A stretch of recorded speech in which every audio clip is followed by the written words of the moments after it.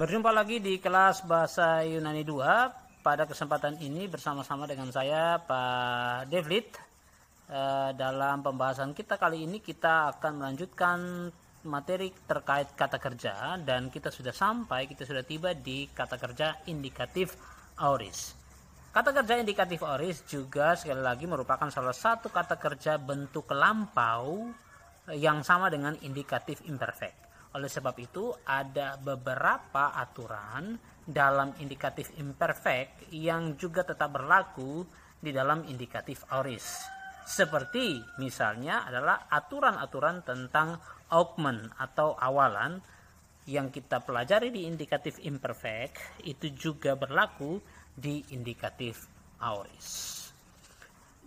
Dan karena itu saya berharap mari memperhatikan dengan seksama apa yang akan kita bahas atau apa yang akan saya jelaskan tentang indikatif aorist. Pertama-tama mari memperhatikan sekali lagi di kartu master dari akhiran-akhiran orang ya, akhiran-akhiran orang.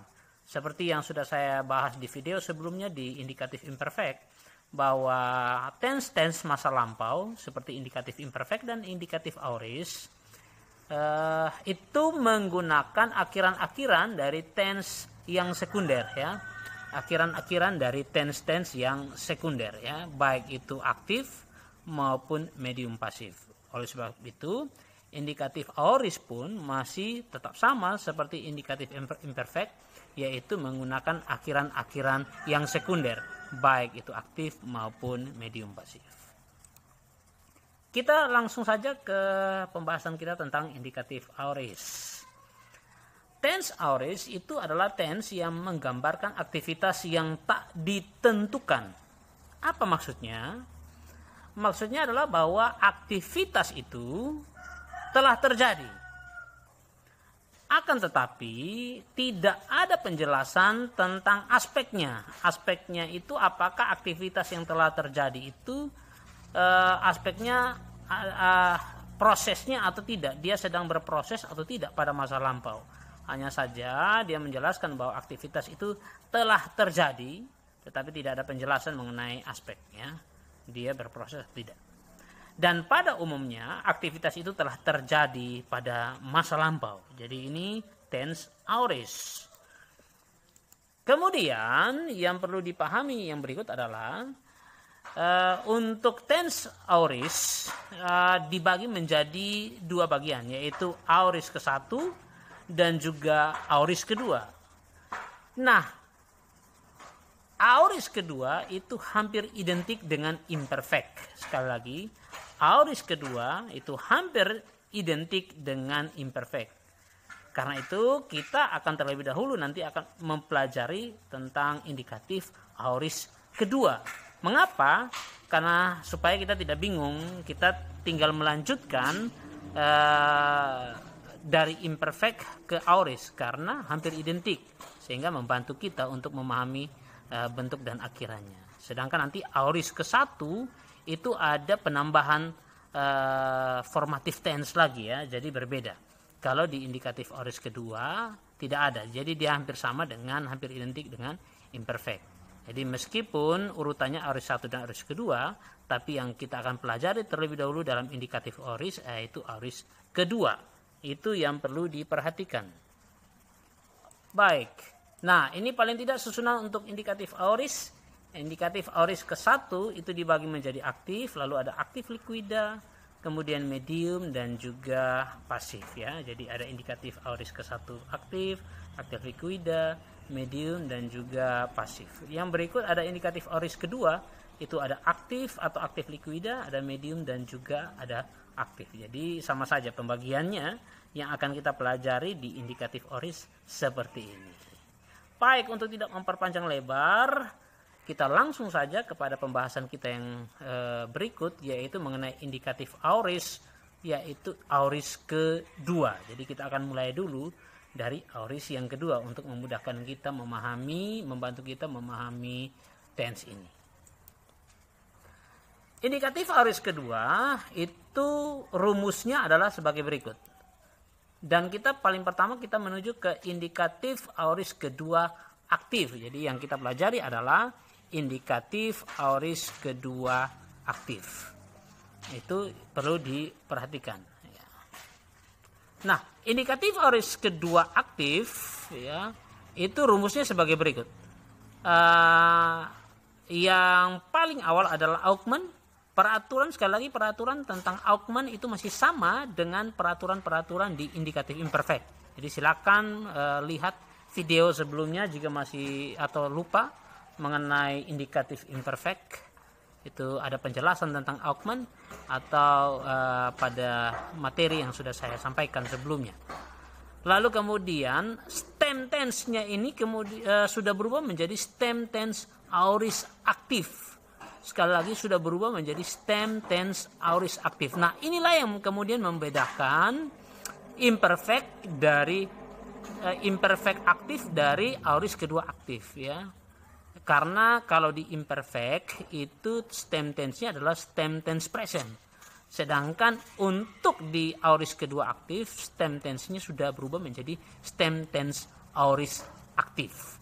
Kemudian vokal penghubung dan akhiran-akhiran yang sekunder. Nah, contohnya seperti apa? Misalnya begini, kalau kita buka di kamus bahasa Yunani, di dalam kamus bahasa Yunani itu ada kata-kata kerja yang memiliki keterangan di samping kata atau bentuk leksikalnya. Contoh di kamus ini halaman 2, ya, kamus bahasa Yunani, ada misalnya kata ago, ya, kata ago. Misalnya kata ago.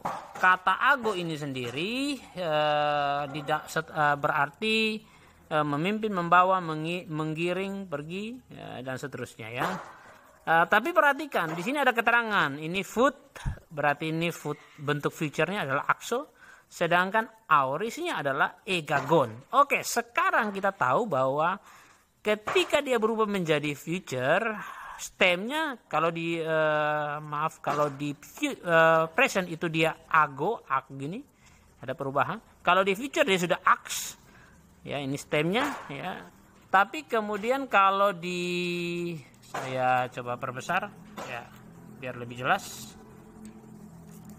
Tapi kemudian di aorist, ya, ini dia sudah berubah menjadi egagon. Nah, di sini kita lihat stemnya sudah berubah dari ak ini jadi gak, gitu ya. Nah, stem yang digunakan untuk aorist kedua aktif adalah stem yang ini, ya.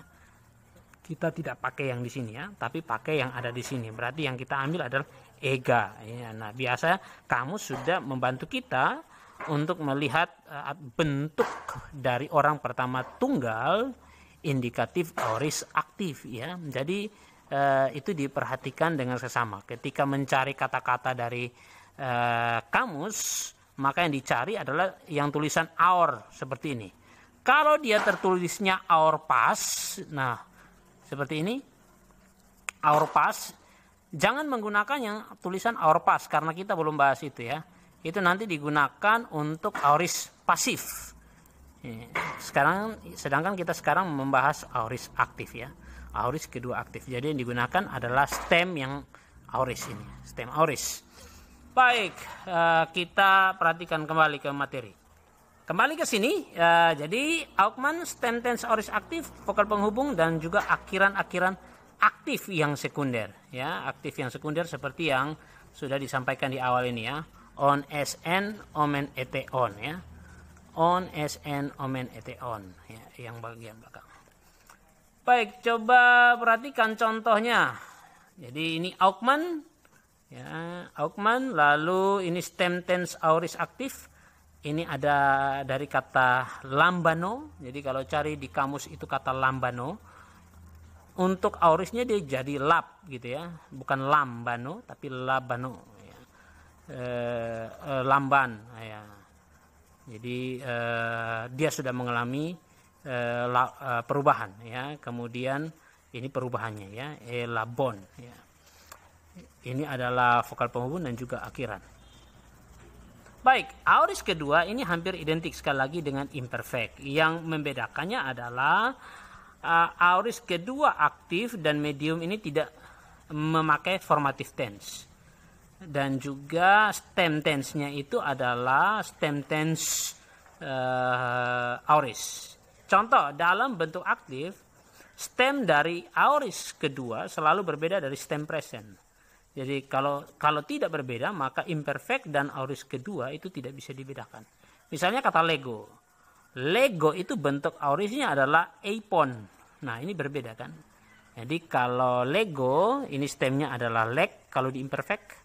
Tapi ketika dia berubah ke bentuk aorist, dia sudah jadi apon. Berarti ini ape. Ya, ape. Contoh, ape gitu. Kalau ballo, bentuk presentnya yang dipakai di imperfect, tapi bentuk aoristnya adalah balon. Ini balnya double L, tapi kalau di aorist dia menjadi satu L ya. L-nya cuma satu. Atau lepo itu bentuk present, tapi bentuk aoristnya adalah elipon. Jadi inilah yang membedakan.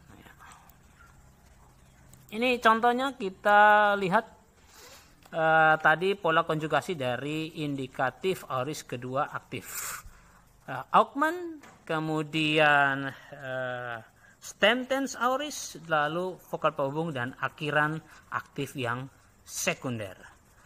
Ketika diterjemahkan, maka dia menggunakan kata telah, atau saya dulu mengambil, atau saya telah mengambil. Jadi silakan, sesuatu yang telah terjadi.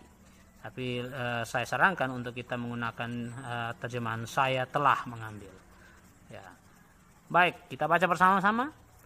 Elabon, elabes, elaben, elabomen, elabete, elabon.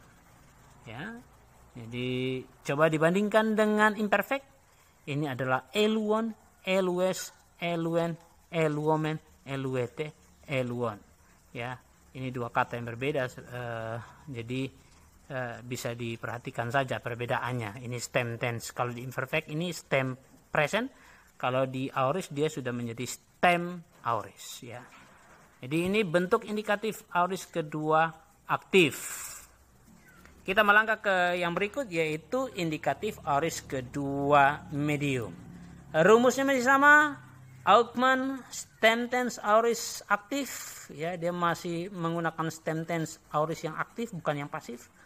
Kemudian nanti vokal penghubung, lalu akhiran-akhiran medium pasif, ya, akhiran-akhiran medium pasif yang sekunder. Jadi akhiran-akhiran medium pasif yang sekunder, ya, yang ini. Omen o eto, ometa este onto, ya. Jadi dia menggunakan akhiran-akhiran yang medium pasif. Mari kita lihat, perhatikan rumusnya. Jadi ini augment, sekali lagi peraturan tentang augment, kalau dimulai dengan konsonan gitu ya, atau dimulai dengan satu vokal atau dimulai dengan dua vokal, itu aturannya sama dengan di indikatif imperfect. Jadi stem ini misalkan dari kata ginomai, ya. Kemudian kita lihat bentuk, silakan cari kamus kata ginomai, itu bentuk mediumnya. Stem untuk aoristnya adalah gen, kemudian membentuk kata egenomen, ya, pasti nanti ada di situ di kata bentuk medium untuk ginomai. Augment stem aorist aktif, lalu vokal penghubung dan akhiran. Ya, kita lihat di orang pertama tunggal menjadi egenomen, ya, lalu egeno, kemudian egeneto, satu jamak egenomeda, dua jamak egeneste, tiga jamak egenonto. Ya. Saya telah menjadi, engkau telah menjadi, dia itu telah menjadi, kita telah menjadi, kita atau kami, kalian telah menjadi, mereka telah menjadi. Ya. Ini contoh penerjemahan dari kata tersebut. Ya. Orang pertama, kedua, tiga tunggal, dan orang pertama, kedua, tiga jamak. Perhatikan perbedaannya dengan indikatif imperfect untuk medium pasif, itu sama. Sana eluomen, akhirannya sama saja, eluo, elueto, eluomeda, elueste, eluonto. Akhirannya sama saja, ya. Yang membedakan adalah stemnya berbeda. Meskipun kata eluomen dengan egenomen ini dua kata yang berbeda. Eluon ini kan dari kata luo, ya. bukan berarti sama dengan ini ya. Sama dengan egenomen ya. Jadi itu hanya perbandingan untuk melihat perbedaannya di apa, yaitu perbedaannya hanya pada stemnya. Karena kalau aorist medium, stem tense-nya adalah aorist aktif, stem tense aorist aktif. Sedangkan imperfect medium, stemnya adalah stem present. Jadi itu yang membedakan. Jika tidak itu, maka tidak ada perbedaan, sama saja, dan kita bisa bingung. Ya, jadi itu penjelasan tentang indikatif aorist kedua aktif dan aorist kedua medium.